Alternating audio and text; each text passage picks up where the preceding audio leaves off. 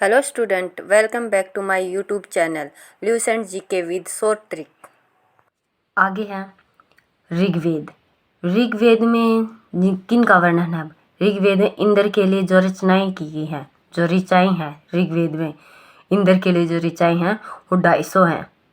और जो उसके बाद सबसे ज़्यादा इंद्रदेव, इसको कैसे याद रखेंगे? 250 200 कि अग्नि के लिए 200 हैं या फिर इंद्र के लिए 200 हैं। तो इसके लिए ऐसे याद कर सकते हैं इसको कि इंद्र के लिए रचनाएं हैं वो 250 है, क्योंकि इंद्र देवता सबसे बड़ा देवता माना गया है इंद्र देवता। जो कि इंद्रदेव क्या है? बारिश की वजह भी क्या इंद्रदेव ही है। तो जिससे 250 सबसे ज़्यादा वो की मतलब रिचाई की गई हैं। अग्नि के लिए जो रिचाई हैं वो 200 हैं। अग्नि के लिए रिचाई, उसके बाद मतलब इंद्र से थोड़ा छोटा देवता अग्नि है, जिसका 200 बार वर्णन किया गया है। गाय को क्या कहा गया था? ये ऋग्वेद में कहा गया था कि ऋग्वेद में गाय को क्या कहा गया? वह अधन्य कहा गया। आगे नोट, धर्मसूत्र। जो धर्मसूत्र है यानी कि धर्म के आधार, मतलब ये धर्म जो हमारी जात पात है ये किस आधार पर थी? ये इस कर्तव्यों के आधार पर हुई थी, व्यवसायों पर दायित्व और विशेषाधिकार। मतलब उनके जो कर्तव्य, पहले तो जो काम जिन्होंने ब्राह्मण था, क्षत्रिय था, वैश्य था, शूद्र था वो थे, लेकिन फिर बाद में क्या हो गया? कर्तव्यों के आधार पर उसका कर्म क्या है, उसका व्यवसाय क्या है, उसका वो दायित्व क्या है, उसके विशेष अधिकार क्या मिले हुए हैं, उसके आधार पर हो गया। वामावतार भी ऋग्वेद से में वर्णन मिलता है वामावतार का। वामावतार में है कि 3 पगों का जो आख्यान है वो ऋग्वेद में ही मिलता है।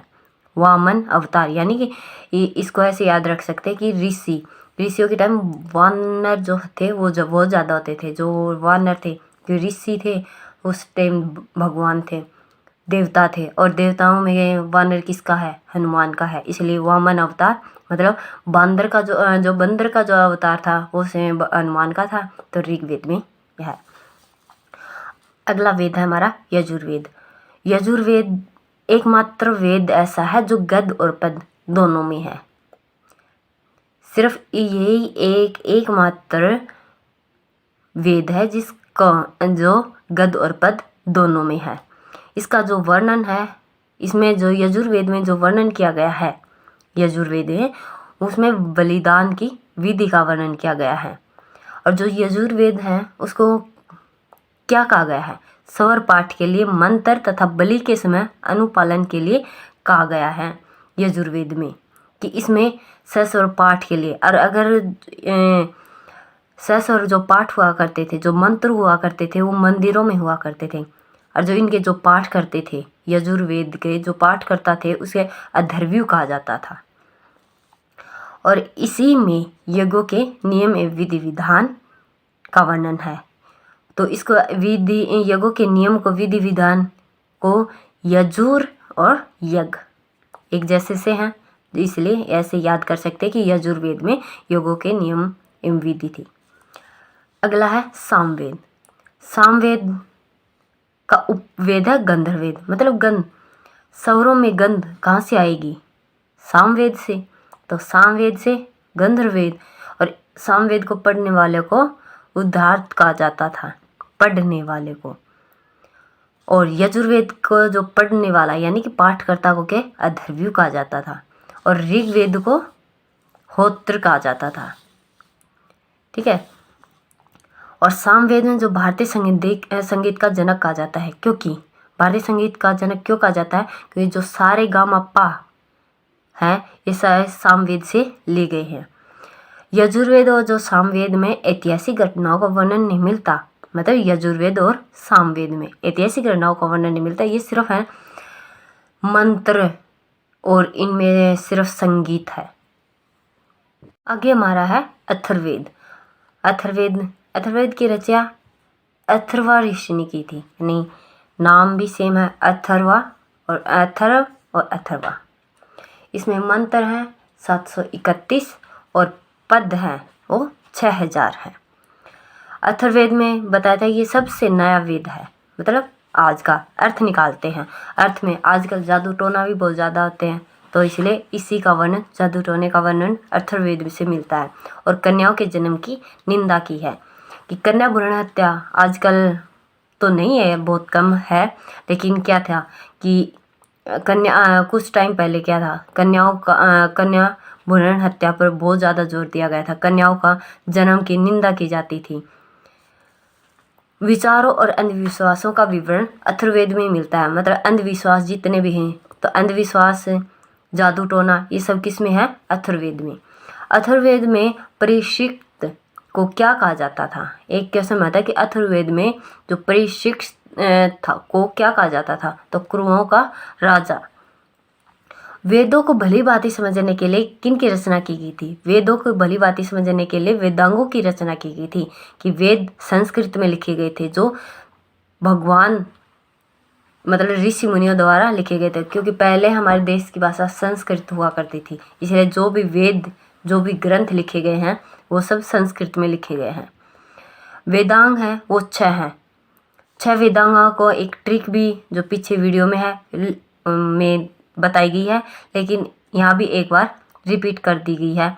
निसी कब जाए 6, 6 से छंद भी है और 6 से छंद भी है और 6 भी है। यानी कि जो वेदांग है वो निसी कब जाए 6, तो नी से निरुक्त हो गया और सी से शिक्षा हो गया, क्योंकि यहाँ सीरीज वाइज नहीं लगाया है, सिर्फ ट्रिक बताई है। ट्रिक पीछे वाली वीडियो में अच्छे से एक्सप्लेन की गई है। नी से निरुक्त है और सी से शिक्षा है, कै से कल्प है, बै से व्याकरण है, जाय से ज्योतिष है और 6 से छंद है। और टोटल भी कितने हो गए? 6। तो वेदांग हमारे 6 हो गए। आगे आते हैं पुराण। पुराणों की जो रचना थी वो लोमहर्ष या फिर इसके पुत्र उग्रश्रव को जाता है। मतलब कहीं तो लोमहर्ष मिलता है या उग्रश्रवा, ये 2 मिलते हैं। ये इसके पिता थे और यह इसका पुत्र था। जो पुराणों की संख्या है वो 18 है। पुराणों की संख्या 18 है और जो इनमें प्रमुख हैं वो 5 है पुराण, जिसमें राजाओं की वंशावली पाई जाती है। पुराणों की जो 18 पुराण थे, इन्हें 18 विष्णु, मत्स्य, वामन, नारद, वायु, अग्नि, जितने भी जो पुराण थे वो सारे के सारे पिछले ही वीडियो में मिल जाएंगे। तो इसमें महत्वपूर्ण 5 पुराणों की चर्चा की है। मत्स्य पुराण, वायु पुराण, विष्णु पुराण, ब्रह्म पुराण और भागवत पुराण। इन 5 पुराणों को इसलिए की है क्योंकि इसमें राजाओं की वंशावली की वर्णन किया गया है और किसी में नहीं है, सिर्फ इन 5 में है। और ये जो मत्स्य पुराण है, मत्स्य, ये सबसे प्राचीन व प्रमाणिक पुराण है। बहुत बार क्वेश्चन एग्जाम में प्रश्न पूछा गया है कि प्राचीन व पुराण में जो प्रमाणिक पुराण है सबसे प्राचीन वो कौन सा है? मत्स्य पुराण। जैसे सबसे प्राचीन वेद कौन सा है? तो वो ऋग्वेद। सबसे नया वेद कौन सा है? वो अथर्ववेद। इसी तरह सबसे प्राचीन जो पुराण है वो मत्स्य पुराण है। और मत्स्य पुराण ऐसे भी याद कर सकते हैं, जैसे भगवान विष्णु ने मत्स्य से वो वो लिया था, अवतार लिया था, मत्स्य का अवतार लिया था। उससे भी याद कर सकते हैं भगवान विष्णु से कि प्राचीन सबसे पहले क्या थे? भगवान विष्णु ही थे। पुराण को मंदिरों में किए जाते थे पुराण, और जो स्त्रियां नहीं जो मंदिरों में जो पुराण नहीं पढ़ सकते थे वो सुन सकते थे उनको। और जो पुराण है वो मंदिरों में ब्राह्मण किया करते थे उनका पाठ। पुराणों का पाठ मंदिरों में ब्राह्मण किया करते थे। स्त्रियों की सर्वाधिक गिरी हुई स्थिति किस संहिता से प्राप्त होती है? तो मतलब एक स्त्री को है ना किसी ग्रंथ में तो उनको एक नारीत्व का है, मातृत्व का स्थान दिया गया है, कहीं इनकी निंदा भी की गई है। जो स्त्री की गिरी हुई स्थिति मैत्रेयनी जो संहिता है उसमें उसकी निंदा की गई है, गिरी हुई स्थिति बताई है। जो कि पुरुषों का तीसरा मुख्य दोष बताया गया है। पहला शराब और जुआ, और पहला शराब, दूसरा जुआ और तीसरा पुरुष का तीसरा जो दोष था वो स्त्री थी। आई होप कि आपको समझ आ रहा होगा। आगे है स्त्री को पुरुष की अर्धांगिनी कहा गया शतपथ पुराण में। वहाँ तो क्या है, स्त्री की गृह स्थिति बताई गई थी। यहाँ क्या है, स्त्री को अर्धांगिनी कहा गया पुरुष की, जो शतपथ पुराण था। और जो पीछे जो हमें याद किया था कि स्त्री की गृह स्थिति थी, वो थी मैत्रेयनी संहिता में, जिसमें स्त्री को पुरुष का तीसरा दोष बताया गया है। लेकिन यहाँ क्या बताया गया कि पुरुष को स्त्री पुरुष की अर्धांगिनी को कहा गया है। ऋग्वेद के बाद दूसरा स्थान आता है शतपथ ब्राह्मण का। सबसे ऊपर स्थान है ऋग्वेद का, और ऋग्वेद के बाद जो स्थान आता है वह शतपथ ब्राह्मण का आता है। चारों आश्रमों का उल्लेख मिलता है। चारों आश्रमों का जो उल्लेख मिलता है वो कहाँ मिलता है, तो जाबोलो उपनिषद में मिलता है। डायरेक्ट क्वेश्चन पूछा जाता है ये। सबसे प्राचीन और प्रमाणिक स्मृति, एक स्मृति होती है और एक मतलब जो पुराण है, तो ऐसे ही एक सबसे प्राचीन स्मृति है वह मनुस्मृति है। जो मनुस्मृति है वो शुभ काल का मानक ग्रंथ है। मनुस्मृति गुप्त युग के विषय में जानकारी मिलती है। गुप्त युग के विषय में मतलब गुप्त जो काल आया था उसके विषय में जानकारी कहाँ से मिलती है, वो नारद स्मृति से मिलती है। नारद स्मृति ऐसे भी है, जो नारद है वो हमेशा क्या है, गुप्त बातें मतलब हमेशा गुप्त बातें करता है। यानी ये एक से नारद की क्या है कि अब विष्णु के पास चला गया, कभी पार्वती के पास चला गया, ब्रह्मा के पास चला गया, कहीं शिव के पास चला गया, मतलब सबकी बातें गुप्त रखता है। अपने अंदर बता सबको देता है लेकिन अपने अंदर गुप्त रखता है। बुद्ध के पुनर्जन्म की कहानी वर्णित है। किस में वर्णित है? बुद्ध के पुनर्जन्म की मतलब पूर्व जन्म की, सॉरी पुनर्जन्म नहीं, पूर्व जन्म की कहानी। तो बुद्ध के पूर्व जन्म की कहानी जातक में, मतलब उसके जन्म से पहले की घटना। बौद्ध धर्म की शाखा दो थी, कि जो बौद्ध धर्म थे दो शाखाओं में बटा हुआ था, एक तो हीनयान एक महायान। जो हीनयान था वो का पूर्ण जो ग्रंथ है वो कथा वस्तु मतलब वो उनके जो वाणी है, कथा है, जो वचन है उस पर आधारित। जैन साहित्य को क्या कहा जाता है? जो जैन साहित्य है उसको क्या कहा जाता है? उसको आगम कहा जाता है। जैन धर्म का प्रारंभिक इतिहास किससे प्राप्त होता है? कल्प सूत्र से। जैन धर्म का जो प्रारंभिक इतिहास मतलब सबसे पहले का इतिहास, स्टार्टिंग में जो इतिहास था वो कहाँ से? कल्प सूत्र से। किस जैन ग्रंथ में महावीर के जीवन कृत्यों का विवरण मिलता है? महावीर के जो जीवन की जो कृतियों हैं उसका वर्णन भगवती सूत्र में मिलता है। तो इसे ऐसे भी याद कर सकते हैं, भगवती सूत्र महावीर स्वामी। अर्थशास्त्र के लेखक एक तो हम अर्थशास्त्र पढ़ते हैं वो है एक इकोनॉमिक्स, जिसमें कि शेयर मार्केट वगैरह के बारे में होता है। लेकिन जो अर्थशास्त्र ये अर्थशास्त्र है ये राजनीति पर है। जो आजकल हम पॉलिटिक्स पढ़ते हैं, राजनीति, उस पर आधारित है। लेकिन नाम क्या है? अर्थशास्त्र। ये पुस्तक का नाम है अर्थशास्त्र, जो कि इसके लेखक है कौटिल्य, मतलब चाणक्य भी नाम है और विष्णुगुप्त, मतलब ये तीनों नाम एक ही बंदे के हैं। कौटिल्य भी आ सकता है, चाणक्य भी आ सकता है और विष्णुगुप्त भी आ सकता है। जो अर्थशास्त्र है वो दो भागों में विभाजित है, एक अधिकरणों में एक प्रकरणों में। यानी कि एक तो उसका भाग है और एक उनके मतलब 15 अध्याय हों और अध्यायों के भाग हों तो प्रकार हों, तो वो है कि अधिकरण तो 15 हैं और जो प्रकरण हैं वो 180 हैं। और जो अर्थशास्त्र है वो अर्थशास्त्र में किस राजनीति का वर्णन किया गया है? तो अर्थशास्त्र में जो मौर्यकालीन जो इतिहास है उनकी जानकारी मिलती है कि वो वहाँ का मौर्यकालीन में कैसा शासन किया जाता था, मतलब उसकी राजनीति के बारे में। क्योंकि चंद्रगुप्त मौर्य के काल में कौटिल्य एक प्रधानमंत्री हुआ करते थे, उसने लिखा था। संस्कृत साहित्य में ऐतिहासिक घटनाओं को क्रमबद्ध लिखने का सर्वप्रथम प्रयास किसने किया था? जो संस्कृत साहित्य में ऐतिहासिक घटनाओं को क्रमबद्ध लिखने का सर्वप्रथम प्रयास किसने किया था? वो कल्याण ने किया था। और जो कल्याण की पुस्तक है वो राजतरंगिणी है, जो 8 तरंग यानी कि 8 तरंगों में विभाजित है। कश्मीर का इतिहास पता चलता है राजतरंगिणी में। और जो कल्याण है ये आगे हमारा है अष्टाध्यायी। अष्टाध्यायी के लेखक कौन है? वो पाणिनि है। संस्कृत भाषा व्याकरण की प्रथम पुस्तक है अष्टाध्यायी। भारत में आने वाले यवन आक्रमण का उल्लेख मिलता है। किस में मिलता है? गार्गी संहिता में।